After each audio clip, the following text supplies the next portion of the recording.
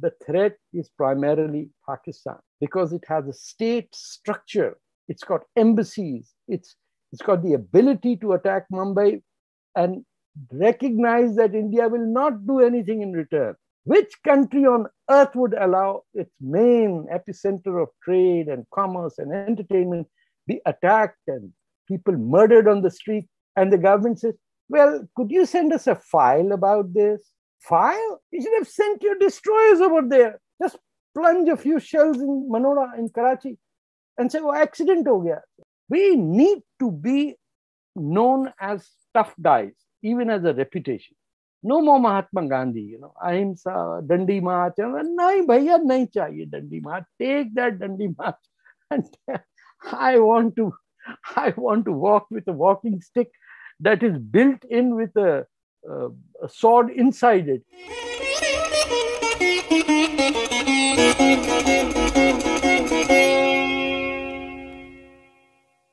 Thank you for inviting me on this very sad as well as happy day. It's India's independence anniversary, yet it is a reminder to India that the Baburs of today are still alive. The Abdalis are there. And what we did as a part-time solution by cutting off and calling it partition, it's going to come back to haunt us because you can't cut rivers, you can't cut mountains, you cannot sort of slice off Sindh from Hind and still maintain yourself as people of the Hindu faith. You can't be Hindu unless you have Sindhu. तो ना मोहनजोदारो रहा, ना आपके पास टैक्शिला, ना सिंध, जिस दरिया से आपकी पूरी वो है civilization है, nothing is there. And you then transplanted it and made it into Ganga Jamna Tehzeeb. And there too you put in Urdu as the defining barometer of intellect and culture. So 3 Pakistans were made in 1947, I would suggest, because all 3 had an apologetic view of the, pre-colonial period of Muslim invasions and plundering of Hindustan and establishing it as the de facto rulers of the country. And hardly anybody even feels it unless and until they are riled up and then labeled as right-wing Hindu extremists. There is an absolute lack of recognition as to what happened. You people are still very comfortable with Lodi Gardens. It's equivalent to calling a street in Israel, naming it after Hitler.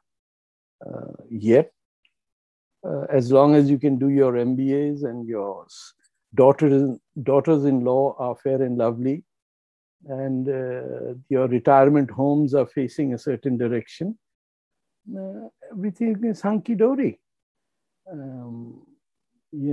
So right now, something has happened that happens once in a century. This catastrophe that occurred today in Kabul is a blunder of the proportions of what happened in the Suez Canal in 1956 or other catastrophic blunders made in dealing with the phenomena that is Islamism and not understanding what it means to you. So we all live with the consequences. Now, if we can't understand that, then we will have to suffer another Abdali coming towards Delhi. What is there to stop them? There's nobody interested. No ordinary young Indians don't clamor to join the military. Your soldiers, your foot soldiers are from a different class. Your officers are from a different class. And you're facing an enemy that has an absolute no-class system where death is the beginning of life. So it's sad that Indians have not reconciled, and specifically Indian Hindus, or to in fact, the Indian Sikh community has recognized what happened. You can destroy the Bamiyan statues and no Buddhist will stand up for it.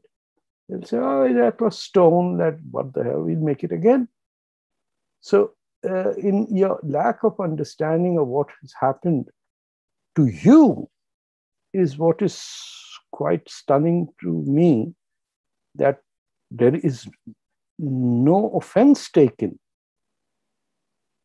when Kandahar becomes the name of a city which is sworn to destroy all kufr.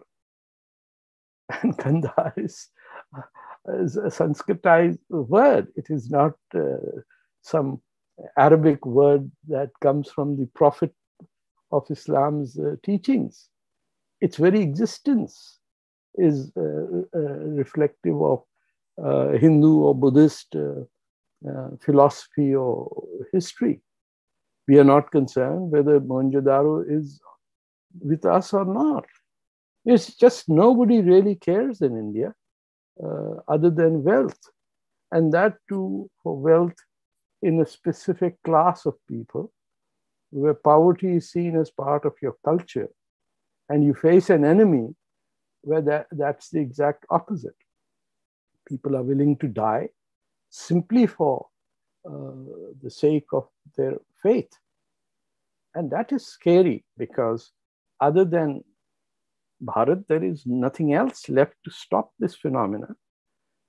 China can put 1 million Muslims in concentration camps and not a single Indian Muslim will go to the Chinese embassy and demonstrate outside it. Their hearts and souls beat with that of the Ummat, as Ambedkar Sahab said. It's a corporation. The Ummat is the final collection to which loyalty lies. But you've got to deal with it. It's a divorce that cannot be carried out. So today, you can celebrate your 75th birthday. It's a milestone. But how poignant it is that in Kabul, a Hindu would have no place to hide, or a Sikhs that have lived here for a couple of centuries will be hunted down and killed. And you or talk to any Indian and they would say, they would have no reaction to my Indian friends here in Toronto. They just are concerned primarily with economic accomplishment, which is their family's economic accomplishment, not the village's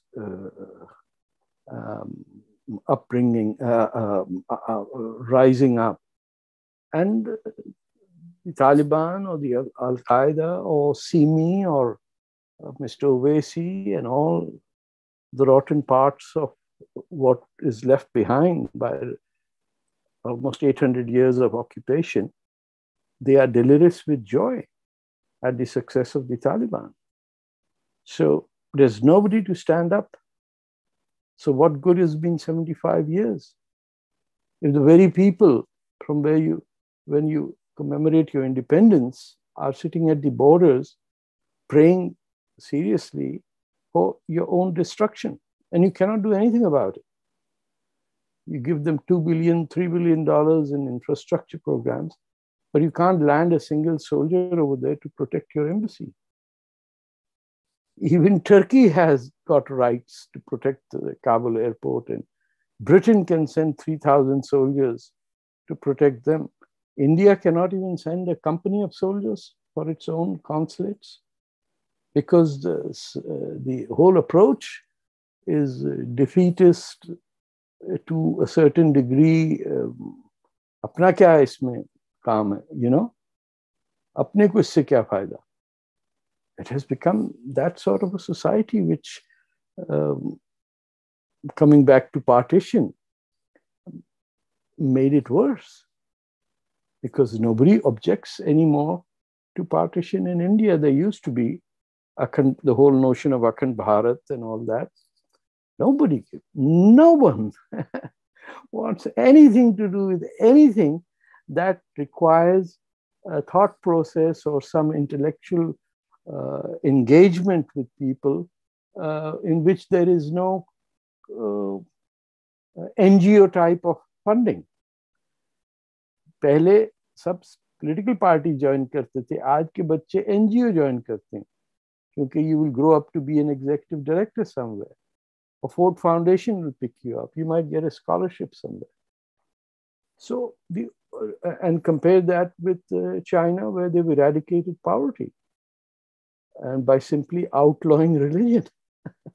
I'm just telling you how hypocritical it is that the outlawing of all religions in China is not seen as a threat to any Islamic country, but it is a threat to India, which by its very nature is a secular land. वहाँ कोई भी आ जाए तो उसको, you know, whether they're Zoroastrians or whether they are Muslims, they all came to India to seek protection and were welcome. जो भी आता है आ जाए. You know, whether you came to Kerala or Malabar or Bengal, people were nobody was bothered what would happen. This was too big a land for everyone.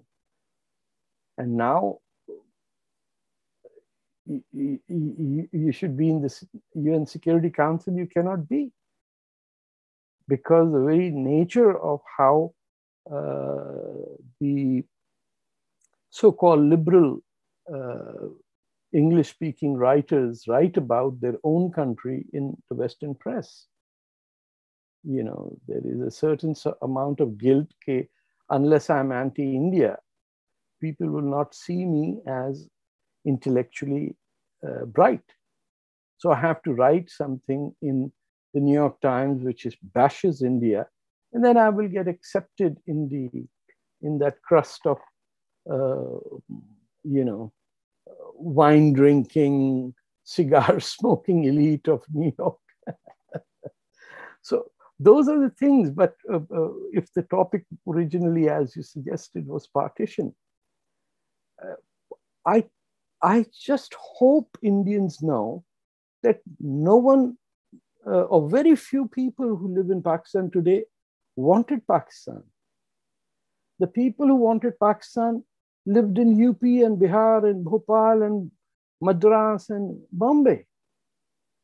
They hated Hindus and they wanted an Islamic state. Muhammad Ali Jinnah never got elected from any place in Pakistan.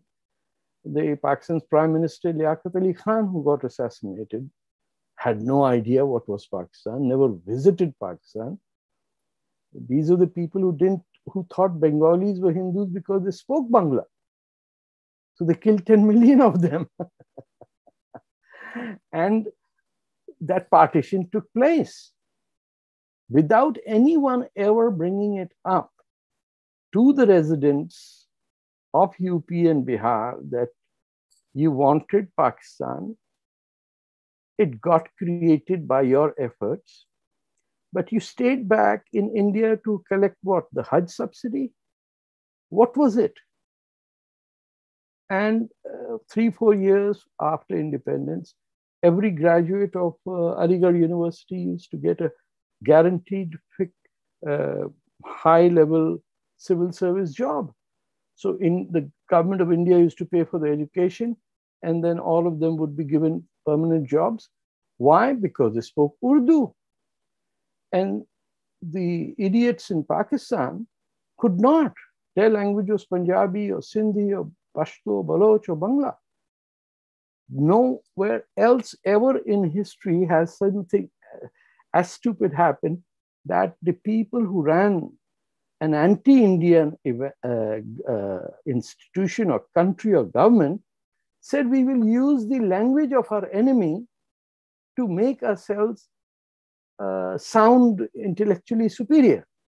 Because if we speak Bangla or Punjabi, everyone will think we are idiots, village idiots.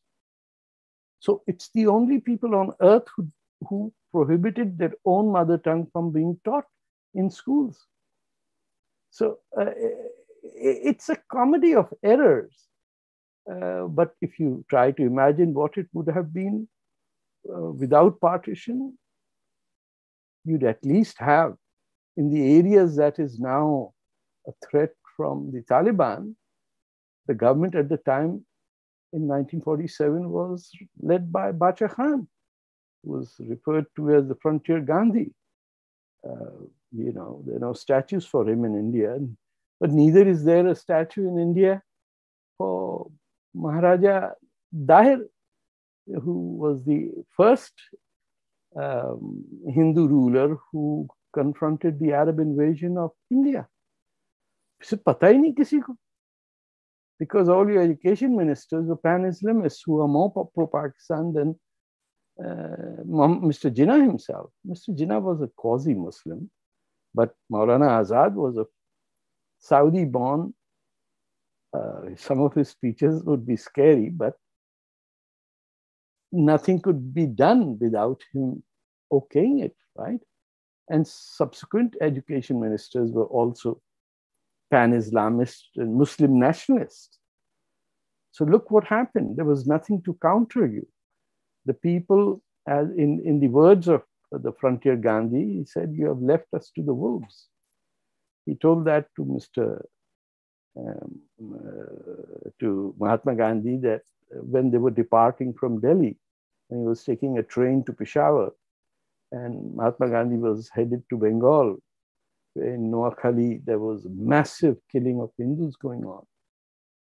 So all of that, I find in my frequent visits to India, I find a complete dearth of knowledge, plus a dearth of the yearning to know more. Because everyone's running after that IIT sort of designation or entrance into some, that would get them a good job in the government. And so the stalemate that is India's bureaucracy becomes even worse. And that's their life's contribution. I sat yesterday for an hour on a discussion on Clubhouse about a similar subject. And there were hundreds of people there. And what stunned me is that not a single person raised the issue of what was happening in Afghanistan. It was primarily, the audience was Indian, an educated one. Aarti Tikku was one of the other moderators. There were some other very well-educated people. But no one even mentioned the word Afghanistan in a war that is right on the borders of India. It could blow up everything, but it was nobody's concern. The whole notion that the Afghan is the Kabiliwala is the stereotype that exists. And today, while we are talking, the Afghan leadership is running out of the cities, trying to escape the death. And India, being a strong friend of Afghanistan, can do absolutely nothing. Pakistan can feed the Taliban, send its soldiers into every unit, conquer, kill, whatever. India just builds dams and ports and then watches it fall into their enemies' hands. Somebody's got to, I read a book by Francois Gautier, who's used to be the Le Figaro correspondent in India, and subsequent is probably one could call them a Hindu nationalist, but he spoke about a weak spine. And gussa to theek jagah aana chahiye na. If somebody slaps me, the least I can do is feel ill about that other person. This is not it. Ahimsa nahi chalta hai. Your Vikrant can sail around the Indian Ocean for all it cares. But unless it sits outside the territorial waters of Karachi for a week, what's the point? Permanent khada kar de 100 mil dur. हाँ बैठे हम मनोड़ा पे कब्जा करेंगे. Gwadar which could have come to India, Indians said नहीं, क्या करेंगे गवादर लेके. Today it is China naval base at the mouth of the Persian Gulf or the Gulf of Oman. कुछ थोड़ी गर्मी की जरूरत है, कुछ जज्बा चाहिए जो है नहीं. कोई मोदी जी करते भी हैं कुछ तो उसको 10 लोग होते टांग खींचने वाले.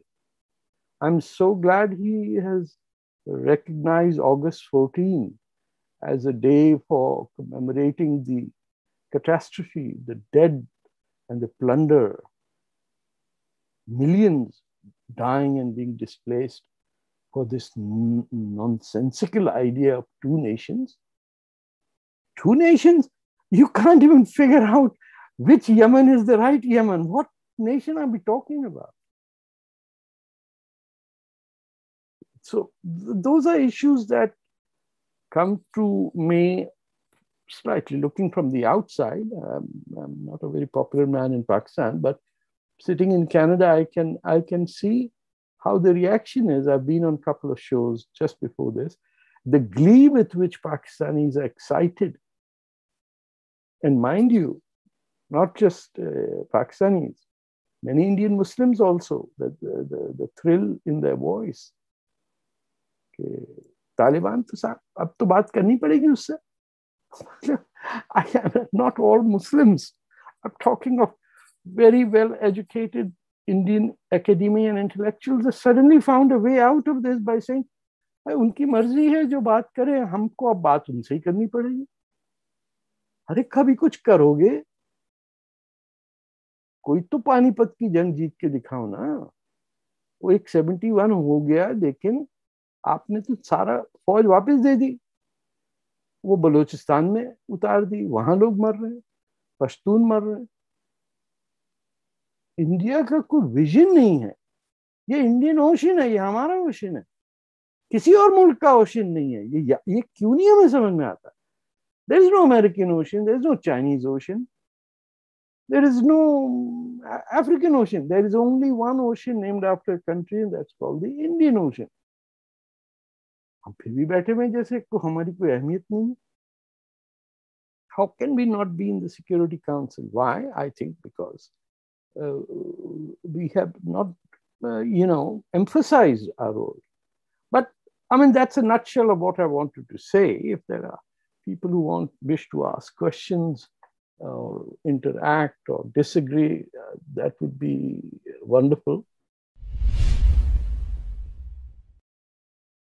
Is this a legacy of 1947? Because Nehru wanted the Nobel Peace Prize, for which he took a lot of these decisions. Jiski shayad legacy chali aa rahi, or we just got used to it, or maybe we don't know any other way to be.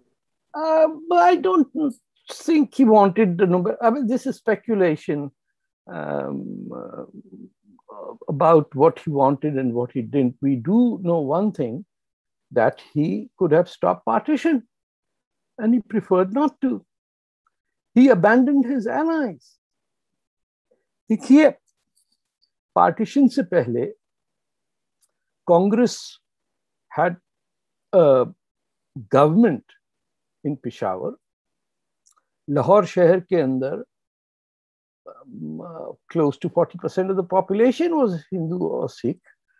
They had their own institutions. Gangaram hospital अब भी है वहाँ.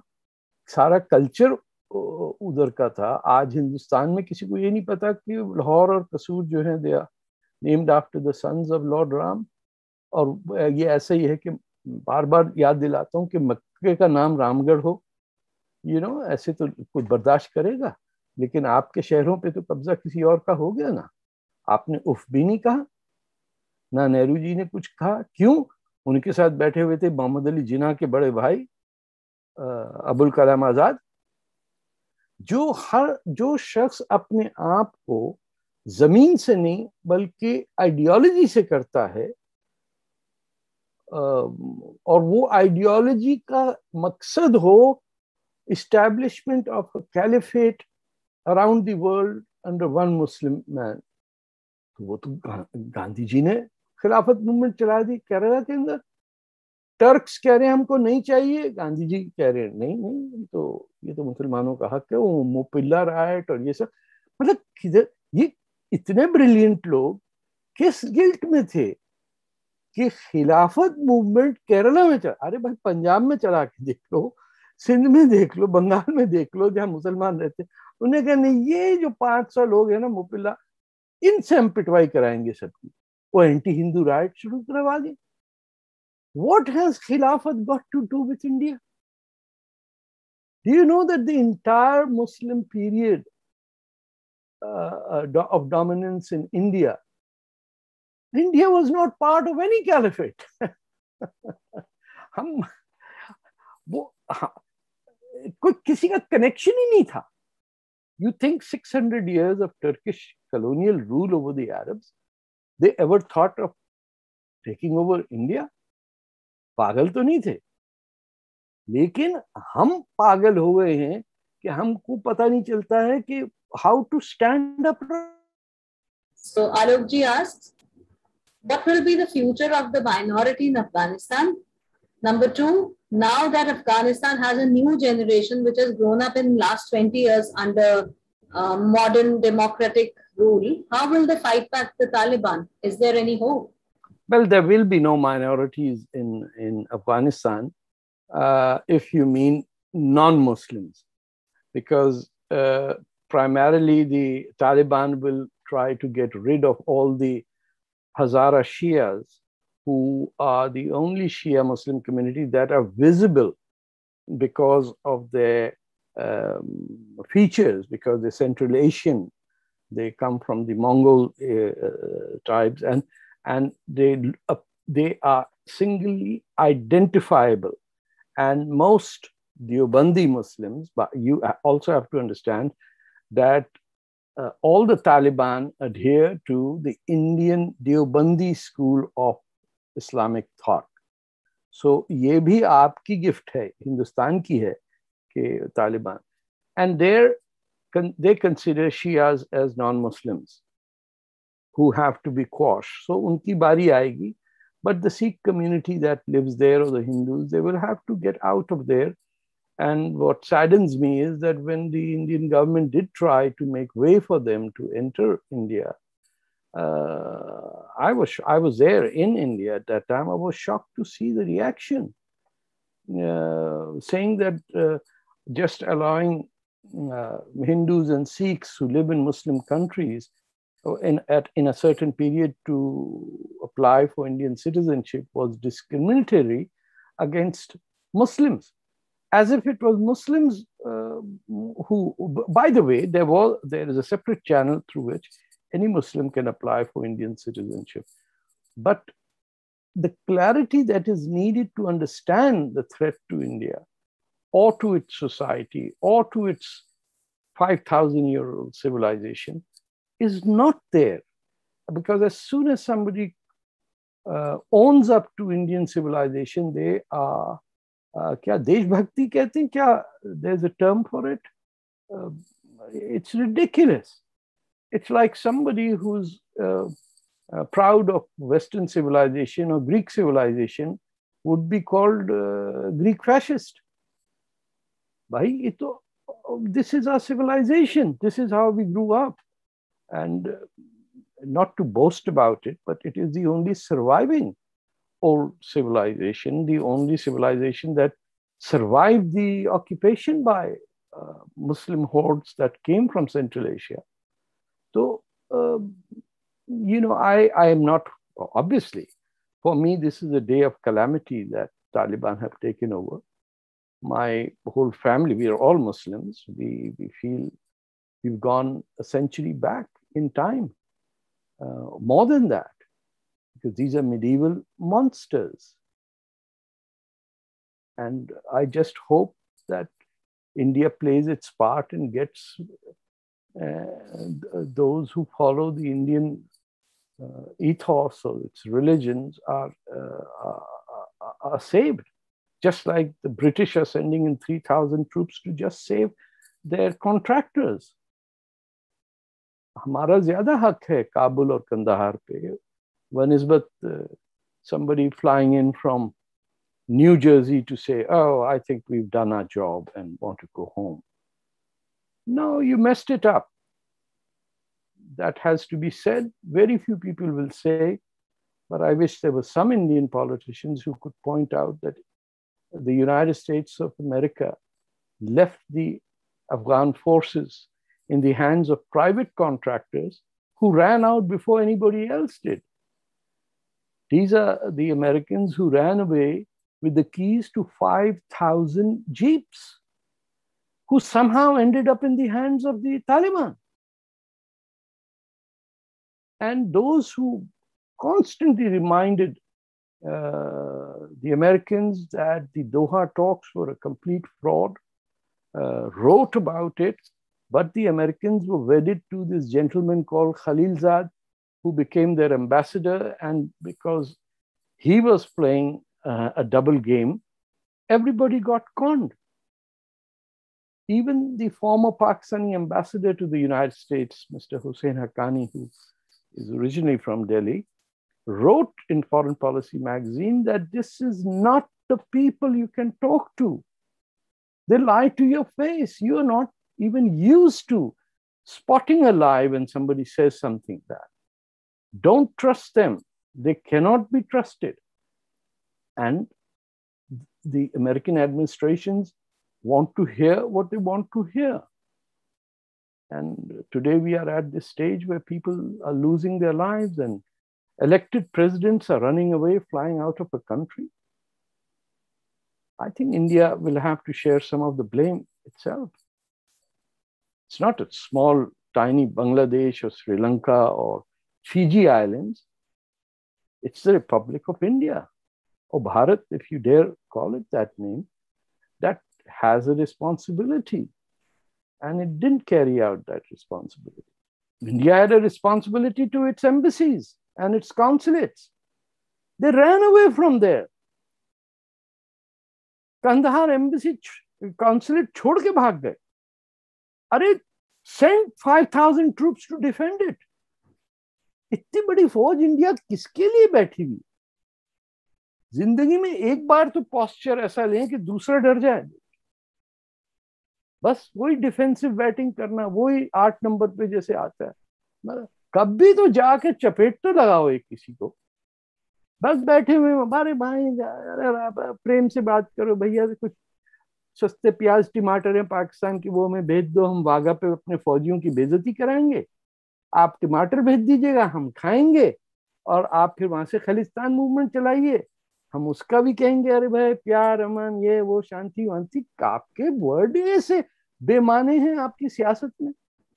सबको dry clean करना चाहिए, चाहे BJP के हो, कांग्रेस के हो, कुछ भी हो. ये सीपीआई वाले देखिए, इनको इस्लाम से क्या पड़ गई. वो अधिकारी साहब ने भेजे 20,000 मुसलमान कम्युनिस्ट पार्टीशन में. I hope you folks remember that. He sent 20,000 communists to Punjab to support the Muslim League.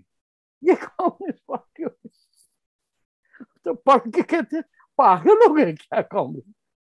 हम भी लेफ्ट से हैं, लेकिन what happens to you? Why are you ashamed of who you are? So US तो भाग गया, हम किसके की मूली हैं? वो आप कहीं और से भागा ना. आप कंदहार तो है आपका, उसका बाप का तो नहीं था बमियान स्टैचू, हमारे बाप का था ना. ये एग्जाम्पल मत दे. वेस्ट पाकिस्तान ले लिया, बांग्लादेश ले लिया, अब बैठे नागालैंड के अंदर झटका कर रहे हैं. चीन घुस गया बर्मा के अंदर, उस पर कब्जा कर लिया, वहां लड़वा दिया सिन्हलीज और तामिलों को. श्रीलंका, अरे किधर किधर बेवकूफ बना रहे हैं भाई. सिर्फ क्रिकेट रह गया, सिर्फ क्रिकेट रह गया. क्रिकेट जीत जाए ओ खुश, सारे नाच रहे होते हैं हिंदुस्तान. साडा बंदा आवे ही आवे. अरे खुदा, China is tightening the noose so much. वो जो Belt Road Initiative है, नीचे आपने वो स्पोर्ट की बात ऑलरेडी कर ही ली. It's actually tightening the noose from all sides. आपके गले, it is around your neck. They sent the Wuhan virus, and you ended up being called Delta virus, Indian virus. Nobody has the power to say Wuhan virus. जैसे आप Wuhan की बात करें बोले ए is a resist. अरे भाई resist है, तुमने जरासीम बनाए, तुमने वायरस बनाया, तुमने छोड़ दिया इंडिया में, वहां लोग मर गए, तुम अपना कह रहे हो कि मैं लैंग्वेज एडजस्ट करूं, we have more inclusive language. हाँ, तो अब डेल्टा गामा बीटा इस टाइप के नाम रख के बड़े खुश हैं. लाखों आदमी मर गए, बोले ये देखिए हम इतने प्रॉपर हैं, हम उसको ये नहीं कह रहे कि चाइना वायरस. सर अब तो आजकल तो यहाँ पे टेररिज्म होता है तो हम मुस्लिम्स भी नहीं कहते, हम पीसफुल कम्युनिटी कहते हैं. वो तो आप तंज करके पीसफुल कम्युनिटी कहते हैं ना. My name is Siddhi Tripathi. I've been following you ever since your show Fateh Ka Fatwa, and thank you very much. It was very enlightening for coming from someone who himself was a Muslim. Coming back direct to my question is, I wanted to ask, why do you think there has been an absolute neglect when it comes to popularizing and accepting the personal narratives of Hindu victims of partition, of communal violence in Lahore and surrounding areas? I am referring to to the works of writers such as Sardar Gurbachan Singh Talib, Fikr Kansavi, whose actual name was Ramlal Bhatia. So when these people write about their personal experiences of partition, why do you think there has been an absolute neglect, not only in the academia, but people outside it? Why do no one talks about it? देखिए, first of all, let me clarify that the atrocities committed in Punjab are minuscule compared to what happened in Bengal. The slaughters of Hindus in East Bengal at that time are incomparable. आपको ये भी पता होना चाहिए कि the Hindus who came from East Pakistan were called, I think the term was permanent liabilities. And they were put into camps that were designated as permanent liability 213 and permanent liability 412. The West के अंदर तो फिर भी the people who came from Punjab got settled, got help in Haryana and in Delhi and had a community. But there was entire neglect of the Bengali Hindu that has passed unwritten about, and as if it is some faraway place that doesn't bother the other Indians. So I just wanted to highlight that fact so as not to forget it in what I'm saying. India has a very strange notion about self and the community. If you're talking about partition's casualties, what about 1990 when the entire Hindu population of Kashmir was thrown out and nobody from the rest of India even came to rescue them? In 2015, I don't remember the exact year, there was an international movement ki Delhi Chalo, Panditon ki thi, and I also went to Delhi, and what shocked me is that despite a call, preparations for months for people to collect and remember these issues, the entire gathering was simply Pandits. In Delhi, there was no one from the non-Pandit community who came to show solidarity with Hindu Pandits. If you are not going to show solidarity with your own origins, with the place that gave birth to Hindu civilization, I may be wrong about that, but that's my understanding, that Kashmir was the birthplace of so much that is Hindu, or Karkota civilization जिसे कहते थे 8th century में, कि Caucasus से Bangladesh तक वो थी. Nobody came, nobody gives a damn. अरे अपना क्या है यार, इस धंधे में ये क्या करना, वो क्या करना. Nobody cares for the other person. How can you build a society where in your own country, the majority community becomes refugees because the other people of the majority community says, Punjabi में कहते हैं ना सानू की ਅਸੀਂ ਕੀ कर सकते हैं, दफा हो जाए तुम. And then it's very tragic because I think part of it is the Congress party in how it catered, how it wanted to be known in international circles as a representative voice of the Indian subcontinent's Muslim, as against Pakistan being there. Many of you might not recall how India's foreign minister Swaran Singh was expelled from the first meeting of the Islamic Foreign Ministers Conference because India's claim was that India represents a very large number, maybe all the Indian Arab countries put together. But General Yahya Khan, a military dictator, was able to get Swaran Singh elected representative over a democracy thrown out from the Rabat conference. And India could do nothing. Because India wanted to be with Tito and Nasir and Sukarno and the non-aligned movement. Soviet Union से pact भी है, non-aligned भी है. अरे क्या खेल रहे हो भाई? और ये हिंदी चीनी भाई भाई करके इतनी पिटाई हुई 1962 में. People should have resigned, walked away from the government. कि जिसको आपने हिंदी चीनी भाई भाई किया, उन्होंने कलकत्ता पे नजर डाल दी अपनी. तो जब तक आपकी स्पाइन में स्टील नहीं होगा, आपको कोई रिस्पेक्ट नहीं करेगा. और आपकी रिस्पेक्ट आपके पैसे या दौलत या एमबीए से नहीं होगी. You will be judged on the least empowered in your community. ये डेवलप्ड कंट्री है कनाडा, लेकिन हमारे यहाँ होमलेस को शेल्टर देने की उसका लीगल राइट है. कोई तरीका ही नहीं है किसी के भूखे मरने का, क्योंकि फूड बैंक्स खुले हुए हैं. जिसने जाना है बगैर पूछे हुए वो फूड बैंक जाता है, अपनी हफ्ते का खाना उससे बगैर नाम पूछे हुए थैले में मिल जाता है. जाए एक दूसरे की कदर रखना, एक सोसाइटी में एक जस्टिस को लेके आना. आप तो ड्राइवर के ग्लास में पानी नहीं पी रहे, तांबा उसके लिए, पीतल उसके लिए, और ग्लास जो है वो अपने लिए. कैसी, इसको कौन रिस्पेक्ट करेगा सर? तो आप आएंगे, आप सामने खड़े होकर कहेंगे ये हिंदू सिविलाइजेशन है, आपने हिंदुत्व को डिफेंड करना है, आपने सावरकर को डिफेंड करना है, तो बगैर हिचकिचा के अरे वो ऐसा था तो वैसा था.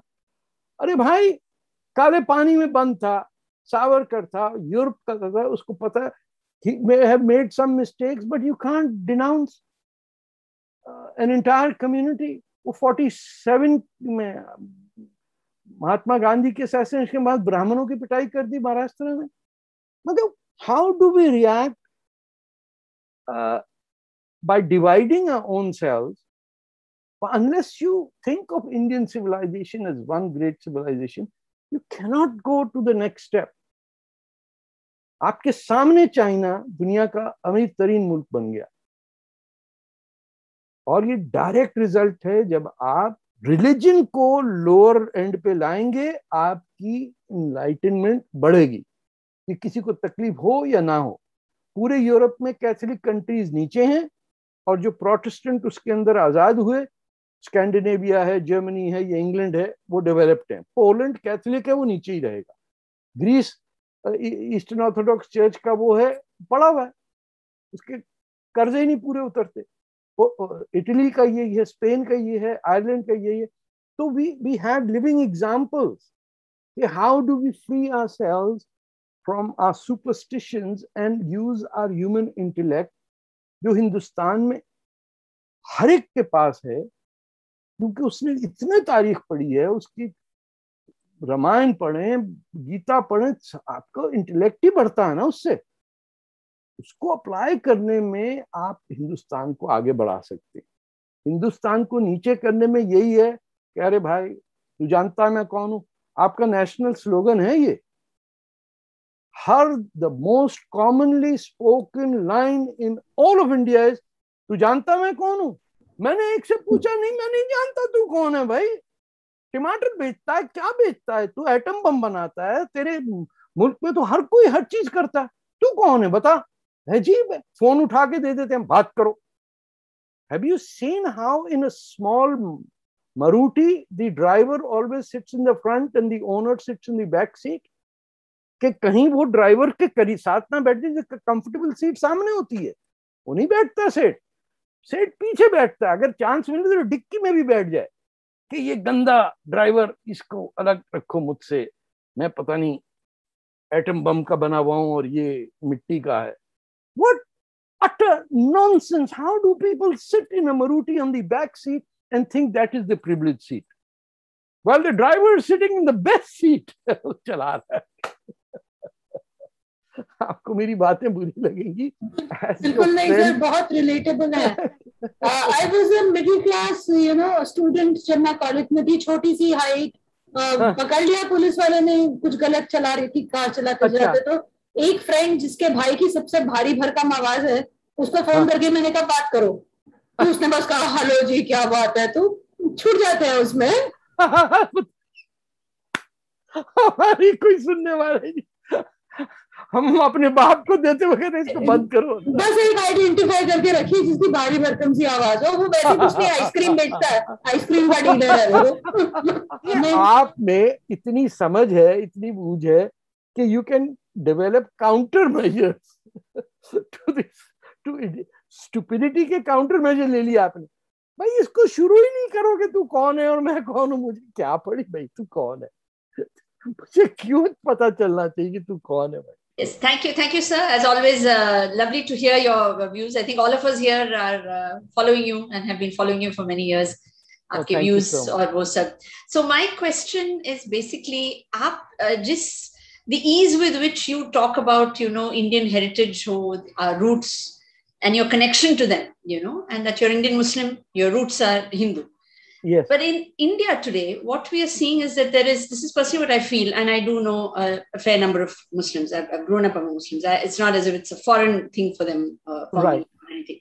I do sense over the years a growing disconnect actually to their roots. And this also connects to what you had once said, I think a couple of years ago, that more Indian Muslims end up cursing you online than actually Pakistanis. So there's a growing disconnect. एक झिझक सी है, they don't want to मतलब accept नहीं करना चाहते ये heritage या पता नहीं क्या है. So my question to you, since you have done so much research and you know so much, आपका इतना knowledge है and your experiences, why do you think that is so? The roots of all of us are the same, but the moment say RSS में मोहन भागवत जी बोलते हैं कि everyone's roots are same, immediately बवाल पैदा होता है.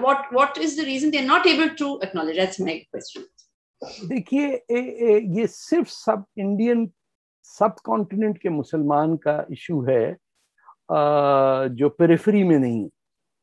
No Pashtun or Baloch has a problem being a Pashtun or a Baloch. No Bengali Muslim has this issue. ये आपका है UP, CP, Urdu, Hindi speaking belt का, जो अपने आप को अशरफी मुसलमान समझते हैं. यानी they feel that they are a gift to India and they introduce civilization to India as Arabs or Persians or Turks. So their names, you will notice, are never Indian. Turks have Turkish names, Indonesians have Indonesian name, Arabs have Arab name. The Indian Muslim will go out of his way to never, ever, ever call his children after an Indian name. Even आप देखिए शम्स और सूरज की बात है, शम्सुद्दीन आपको हजारों मिलेंगे, सूरज आपको कोई नहीं मिलेगा. उसी का नाम है. क्यों? कि उनकी आइडेंटिटी क्राइसिस है कि हम हिंद से नहीं हैं, हिंद हमसे है. और हम नहीं होते, हमारा पान नहीं होता, तो आप देख लीजिए तबाही मच जाती है. हमने आके इनको सिखाया कुर्ता पजामा पहनना, मैं कहता हूँ एक ही तो गलती की तुमने। But they genuinely feel that अंग्रेज ने मुगलों से लिया और जाते वक्त वो हमको देके जाते भाई, तो ठीक है, नहीं देते तो हमने पाकिस्तान बना लिया। Do you know how much operation your Indian Muslims committed on the people of Pakistan? They made Karachi the capital. They abolished every language of Pakistan, Sindhi, Punjabi, Pashto, and Bangla, and brought their Urdu and placed it over there. Why? In their mind, I grew up in Karachi, exclusively in neighborhoods where the children of Indian immigrants, which used to call themselves Mahajir, which means they are part of the Prophet's journey from Mecca to Medina. Now, once you have that in your mind, you don't give a damn about this country or the land that it is. You are looking forward to dying so that you can go to permanent life, which is paradise, रोज़े क़यामत के बाद। और वो उस वक्त तक नहीं आएगी जब तक हिंदुस्तान तबाह नहीं हो जाएगा, जिसे ग़ज़वा हिंद कहते हैं। उस पे बात करने के लिए कोई तैयार नहीं।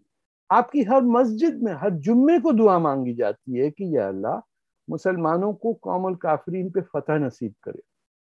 आप फंड करते हैं उन मस्जिदों में जहां आपके लिए दुआ मांगी जाती है कि आप तबाह हो जाए। ये अहमदी मुसलमान को मारते हैं, ये शियाओं को मारते हैं, और सबसे बड़ा एग्जाम्पल तो 1971 का है कि रंग और कद के हिसाब से देख के 10 मिलियन आदमी मार दिए मुसलमानों ने। मुसलमानों को मारा, वो और बात है कि इंडियंस कहते हैं कि अरे हिंदुओं को मारा, ये कर। वो कहते हैं कि आदमी जो बंगला बोलता है वो तो होता ही हिंदू है, वरना वो उर्दू बोलेगा। They genuinely believe. I was in my teens when I first heard कि बेंगलोर में मूवमेंट है कि रेडियो पे उर्दू का प्रोग्राम होना चाहिए। एंड आई रियलाइज वहां को उर्दू बोलता नहीं है, बट क्योंकि Urdu became the Muslim flag, therefore in Bangalore they demanded that Urdu should also be given. This is late 60s, I would say.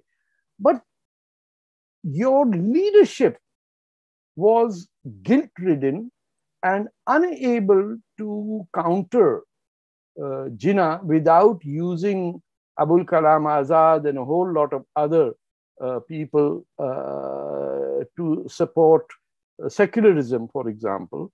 But everyone forgot what Mr. Ambedkar said about Muslim loyalty towards land. It's incredible words he uttered, that a Muslim cannot be loyal to land. उसमें ठीक है, Iranians are proud Iranians. वो और बात है कि 90% Iranians आजकल blonde होती हैं क्योंकि हाइड्रोजन पेरोक्साइड हलाल मिल रहा है। वो हर कोई कुछ और बनना चाह रहा है। अब मुझे बताइए, अरबों में शादी जो होती है उसमें यूरोपियन स्टाइल की दुल्हन क्यों आती है? जो उनके दुश्मन हैं वो अपनी दुल्हन को बना देते हैं और वो हम पे हंसते हैं कि कैसे मुसलमान हो तुम, तो लाल कपड़े पहनाते हिंदुओं की तरह। This is something that has to be discussed. But what are the options? If we discuss it, Maulana Barkati in Calcutta can come on television and say, "Arey, teri to gardan mein khud kaatunga." I realize that in India, the penal code has no punishment for making death threats. It's astounding. On live television, somebody says, "Na, tu aaya Calcutta, teri gardan kaat dunga." The man's name is Maulana Barkati. I just stood there. I said, "Oh, that's an interesting phenomenon. If 1946 killings में मेरा भी नाम आ जाए." Till I realized कि 1946 की killings का India ने अभी तक एक छोटा सा प्लाक भी नहीं बनाया. Do you know that? That in Calcutta, the 1946 August 16 massacre has no memorial. अल्लाह मुसलमान बुरा मान जाएंगे तो फिर हम क्या करेंगे? ये कैसा मुल्क है आपका भाई, जो आपकी गर्दन काट के चले गए आपके लिए? ना ना ना, इसको कुछ नहीं बोलो. Horrible nature of Calcutta slaughter क्या था? बंगालियों को मत मारो, बिहारी जो फुटपाथ पे सो रहे हैं उनको मारो, ताकि लाशें जाएं पटना और पटना में फिर मुसलमानों को मारे हिंदू, ताकि कन्फ्लैग्रेशन हो. This man's picture is still in Aligarh University. Out of 1 billion Indians, there's not one who has the courage to take off that picture. अब क्या अफगानिस्तान और क्या चीन और क्या, आप अलीगढ़ यूनिवर्सिटी में एक तस्वीर नहीं हटा सकते? मुझे ठेके पे दे, मैं मुफ्त में करके आऊंगा। उसका शहर का नाम हमने बदल दिया, अलीगढ़ के बजाय रामगढ़ कर दें, खत्म।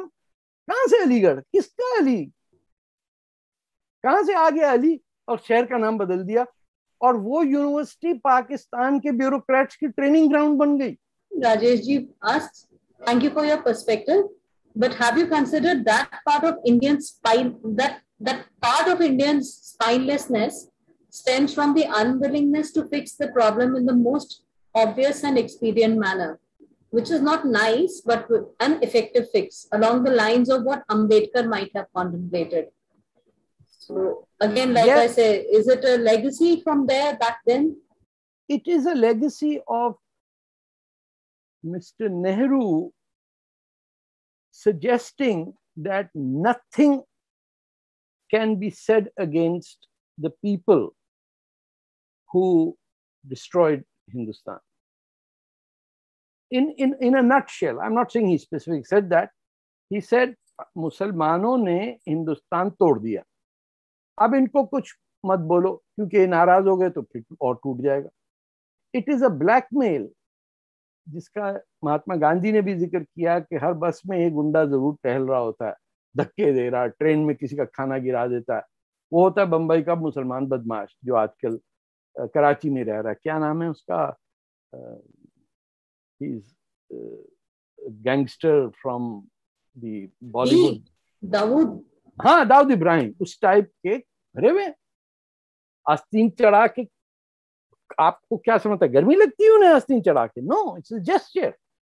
आई am going to slap you, what will you do? तू हिंदू है, तू सब्जी खाता है, मैं पूरा हाथी खा जाता हूं। उसकी पूरी मेंटालिटी में ये। Do you guys know that nowhere in the Islamic world people eat cows except the UPCP part of Bihar part of India, and it is done solely to upset Hindus. The Prophet of Islam said the cow is not an animal to be eaten. A cow is there only for its milk, and if you eat the cow, it will give you a disease. आप अफगानिस्तान जाइए, Turkey जाइए, वो upper class जो state house जाती है वो उसको अलग छोड़े ना, वो तो अंग्रेज बनना चाह रहे हैं। बट आम आदमी गाय का गोश्त नहीं खाता, बकरी का खा लेता। हमारे पंजाब या सिंध के अंदर ये जो महाजिर आए थे कि बड़े का गोश्त खिलाओ, यहाँ बड़े का गोश्त, वी डिडंट इवन नो बड़े का गोश्त क्या होता है, बोले cow slaughter, so unheard of. आप इंडिया में काट रहे हैं, सिर्फ आपका मकसद वो शैतानी चीज है कि किसी तरह किसी को दुख पहुंचे। आप देवबंद के वो जो फतवे हैं वो पढ़िए, उसमें लिखा है कि वो चीज हलाल वो है जिससे हिंदू को तकलीफ पहुंचे। आप लिख के छोड़ दिया है, कोई बात नहीं कर रहा है उस पे।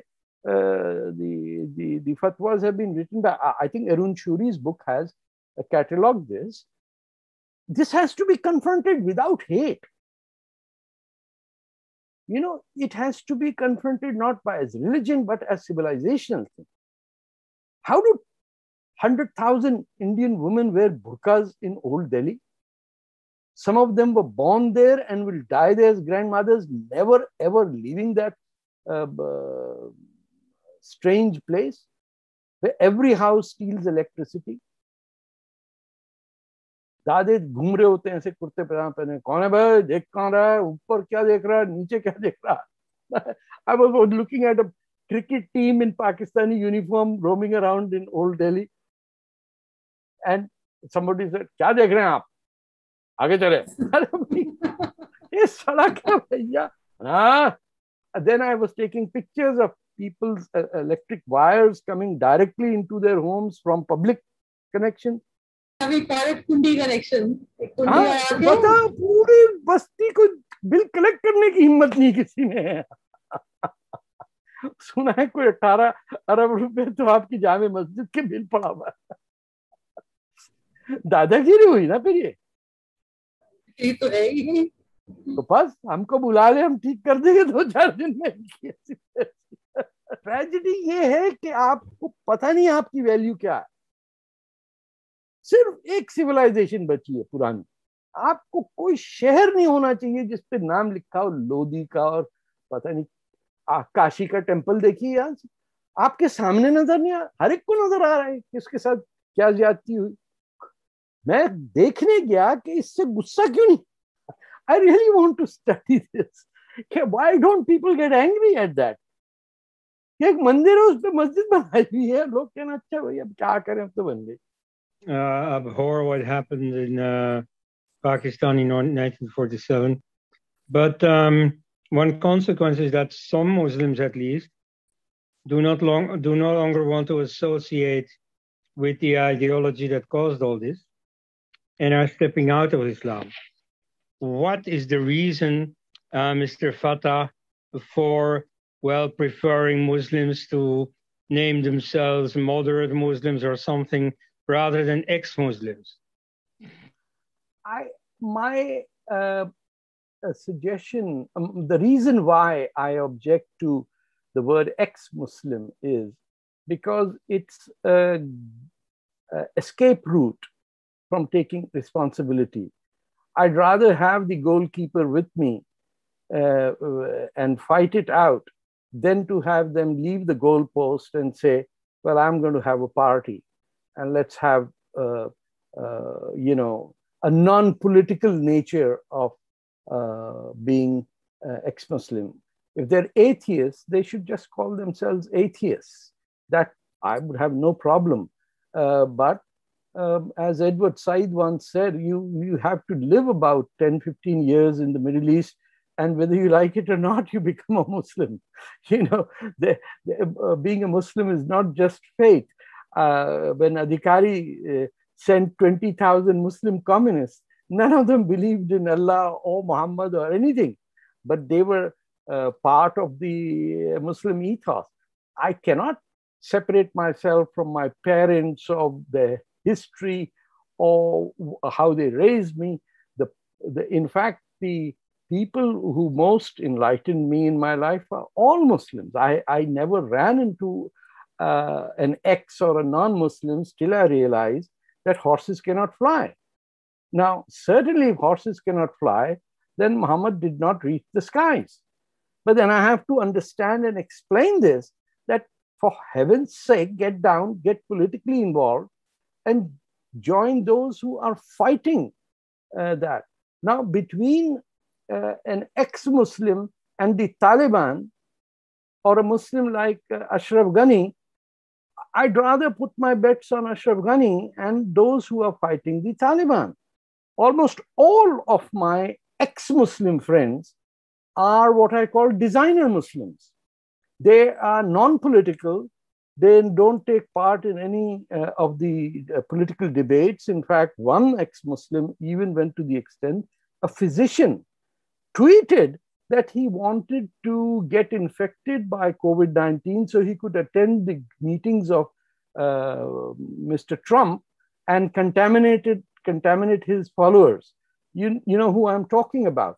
Now, if a physician who's an ex-Muslim is making this mockery out of a pandemic, it means he's not in the political circles where he can understand the political threat that Islamism poses to the rest of human civilization. We need every type of a guy, whether he feels a third man or covers or is a googly bowler or a batsman or even serving drinks. We cannot eliminate people simply because they prefer to be Muslims or mock them by saying, that guy is a Muslim. Now they're also doing this about Sanatan Dharam and Buddhism and all that. It's a waste of time. I'm saying we are limited lifetime, limited shelf life. We've got about 50 years as an adult ready to fight this horror that is coming on us. And we can't get involved into fancy bohemian style atheism, which means, oh, well, I could date anyone I wish to. And, marriage is a phenomena that is, Everything around me is Muslim. How can I say I'm not a Muslim? My father was almost made it to Hollywood. My uncle, who was a atheist. My other uncle, who was a member of the Communist Party. I mean, I'm surrounded by these. Even the Imam who taught me the Quran was a Pashtun nationalist. He hated Pakistan and Muhammad Ali Jinnah. I'd rather be with a Pashtun who's a practicing Muslim, but supports Bacha Khan and United India than somebody who's Muslim and is a double crosser. So I don't oppose them. I simply say that your strategy will not bear out the fruits. You can't run away from your goal and expect the opposition not to score a goal on you. Half my friends are total atheists, my wife included. They just make fun of me that how I call myself Muslim. But I am going to meet with every possible recruit to say, your mother is a Hindu. This has to be drilled in. There is no Muslim in India whose mother was not a Hindu. So on one hand, you say, oh, we are Muslims. The paradise lies beneath the soul of my mother, but I hate her. Show me one idiot who can say that an army of Muslim women came and therefore we are products of that. No. You raped, plundered, picked up women, and you are the children of the victims of that plunder. That you cannot do unless you say you are Muslim. Once you enter ex-Muslim area, now there's a whole other thing that you have to explain. Atheist bolde, it's okay. I would not mind somebody saying I'm an atheist Muslim. I know dozens of them. Ex is like, like a divorcee or something. She's my ex or he's my ex. There's a bohemian touch to that which makes me very uncomfortable. As we say in Punjabi, Siddhi gal karo, straight. Hit it out of the park and say what you have to say. Mixing things up makes confusing. Imagine if I said ex-Muslim. Why? Was he married to a Muslim? She divorced him? Because Muslim is also a name. But I'm honored that you are here. I greatly admire your work. I don't know where we would be if people like you were not there to support us. So hats off to you. And thank you for asking that question. So we started getting the suggestions to be careful after his talk on why I killed the Mahatma. His Conrad L. talk on Godse. And after that, people started, well-wishers started telling us, koi backup rakha karo, YouTube ban kar dega aapko. So, they couldn't get his sarcasm, or they couldn't get his, didn't understand it. Because silly baat, he just said directly what Godse had written in his movie. Yes.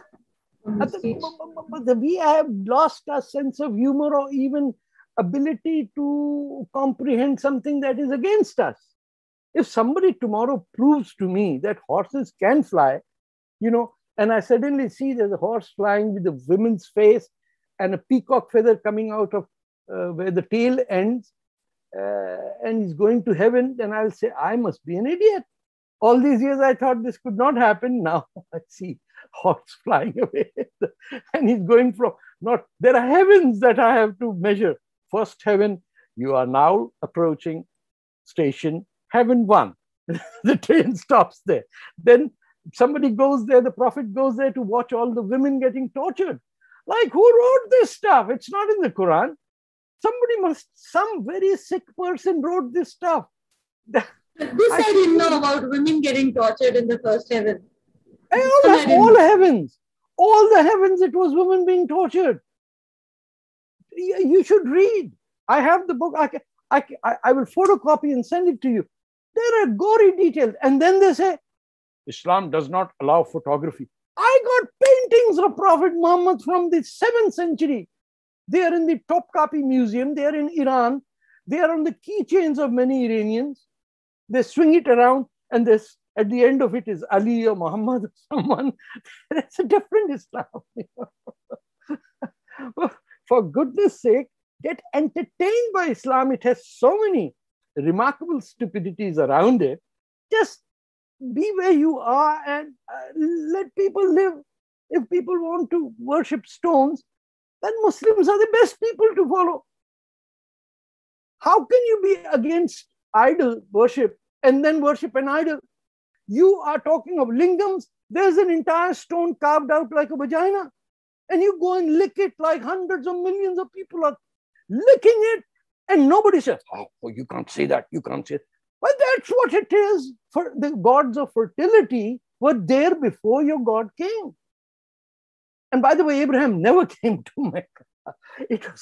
There was no highway at that time for him to take his concubine and say, I will cut the throat of, what's his name, Ishmael.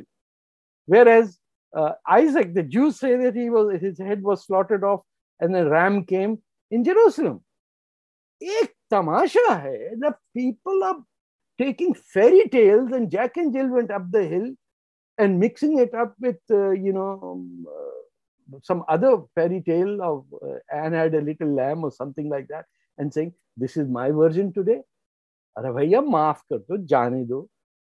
So religion is something to be enjoyed, entertained.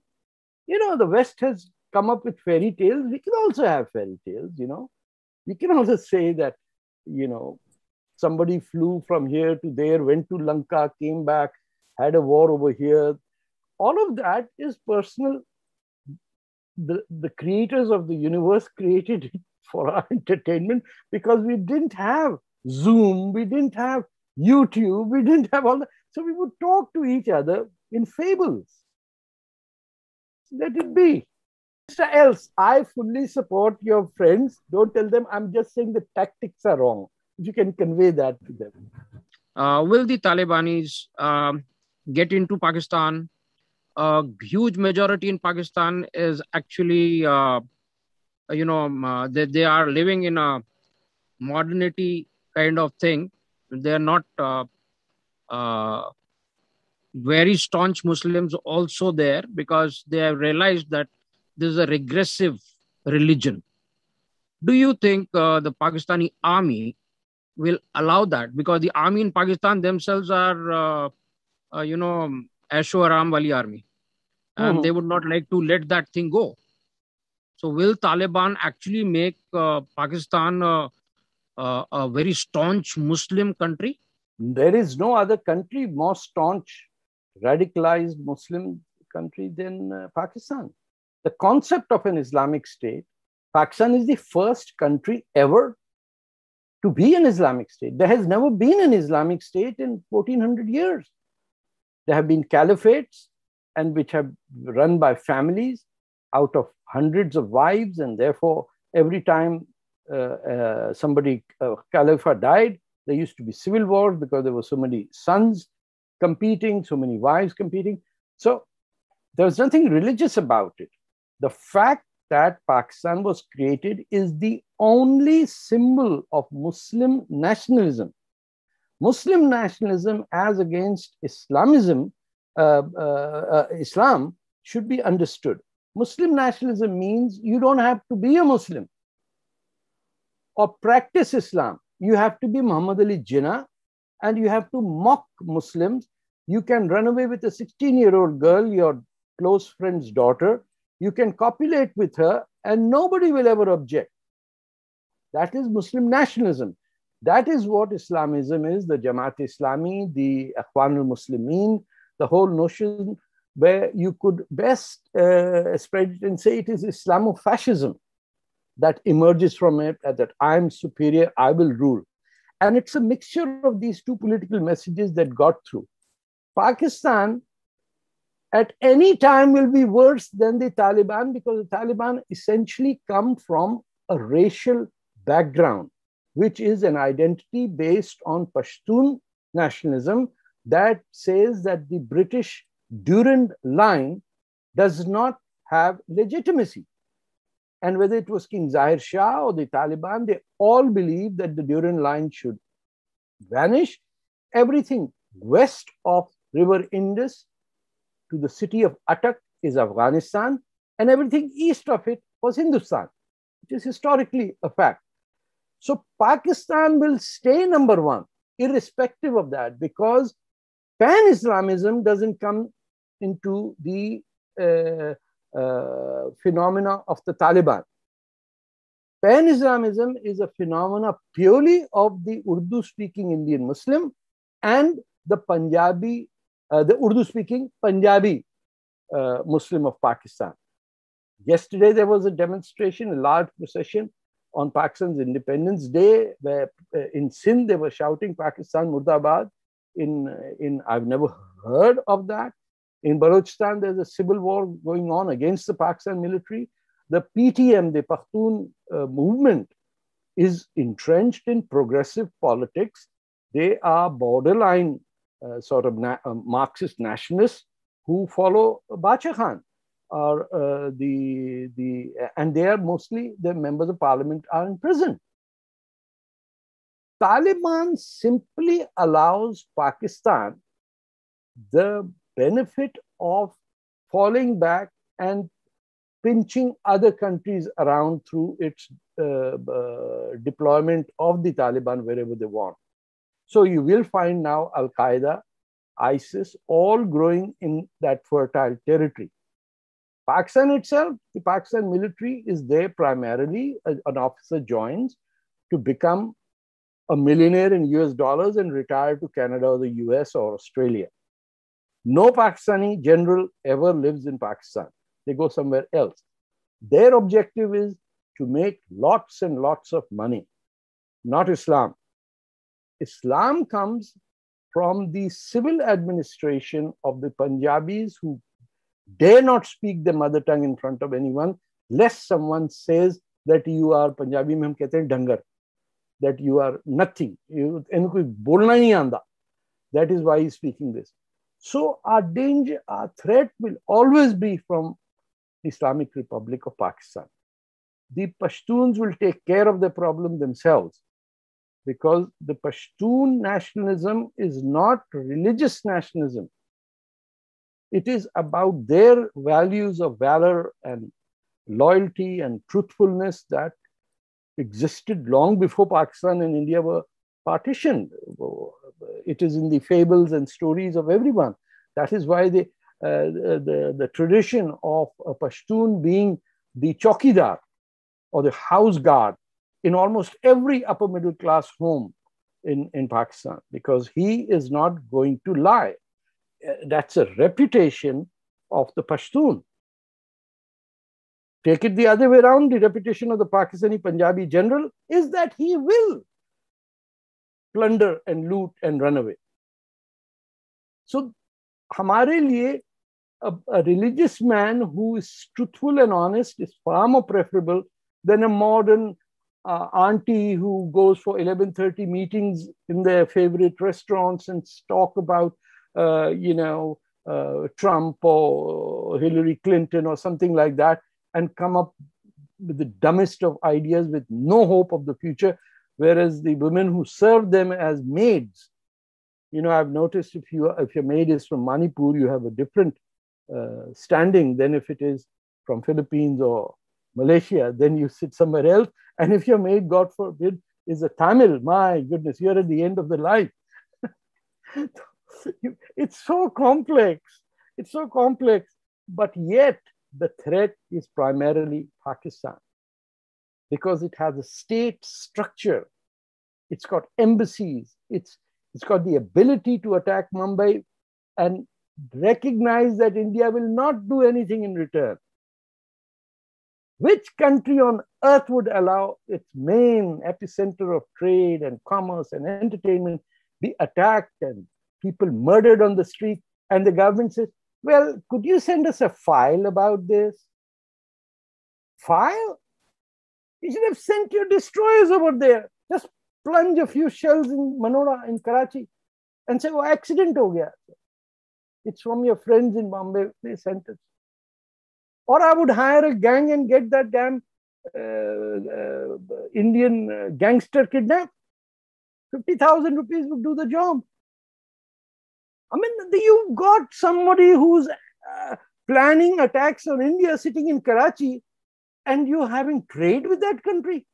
Why can't India designate Pakistan as a state sponsor of terror, which it is? Do we buy cement from the Pakistani Yes. army?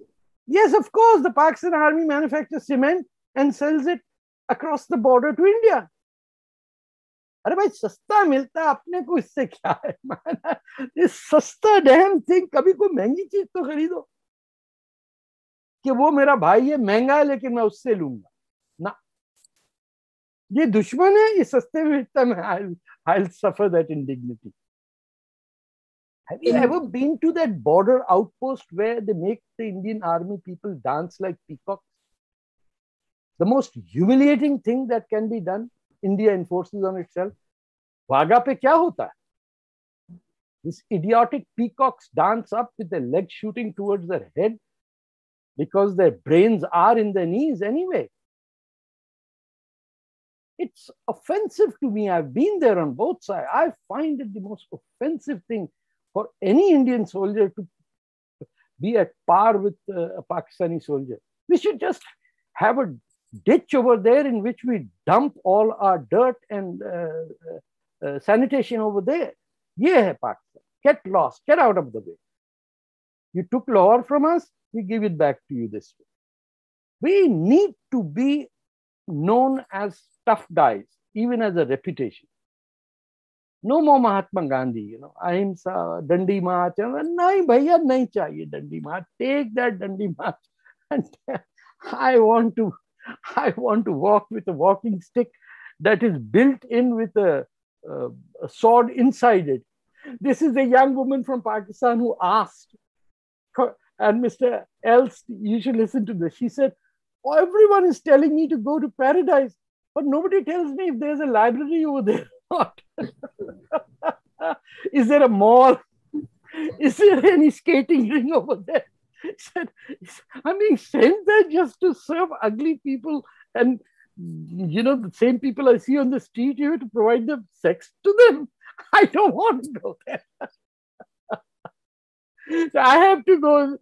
Jai Shri Ram, Jai Hind, खुश रहे आप लोग, please.